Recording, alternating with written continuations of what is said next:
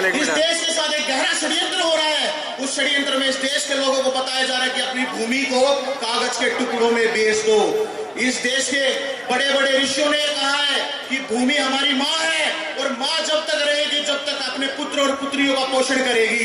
इस देश की भूमि ने हजारों सालों से लोगों को अन्न दिया है और हजारों सालों तक अन्न देगी, लेकिन ये जो पैसा है इसको इस देश के ऋषियों ने माँ नहीं माया कहा है, क्योंकि माया किसी की नहीं होती है और माया होती है मायावी की।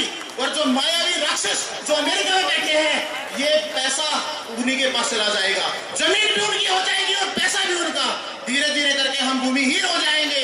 ये गहरा षड्यंत्र रोकने के लिए इस देश के लोगों को समझना होगा कि हमें अपनी भूमि नहीं बेचनी है, किसी भी कीमत पर नहीं बेचनी है, चाहे हमें 4 गुना मुआवजा दे या 4 लाख गुना मुआवजा दे, हमें भूमि नहीं बेचनी है। लेकिन लोग पूछते हैं, विकास के नाम पर विनाश चाहने वाले लोग पूछते हैं, अगर भूमि लोग नहीं देंगे तो इस देश का विकास कैसे होगा? इस देश के लिए भूमि की जरूरत है विकास के लिए। तो मैं कहता हूं सरकार के पास आज भी लाखों एकड़ भूमि पड़ी है और यहाँ भूमिहीन किसान भी बैठे हुए हैं। उनकी पिछले कई सालों से मांग है कि वो भूमि ऐसे ही पड़ी है, अगर वो किसानों में भूमिहीनों में दे दी जाए तो उससे कुछ फसल पैदा होगी, इस देश का विकास तभी होगा। क्या इस देश का विकास सिर्फ यहाँ बड़ी बड़ी कंपनियों को ला देने से होगा?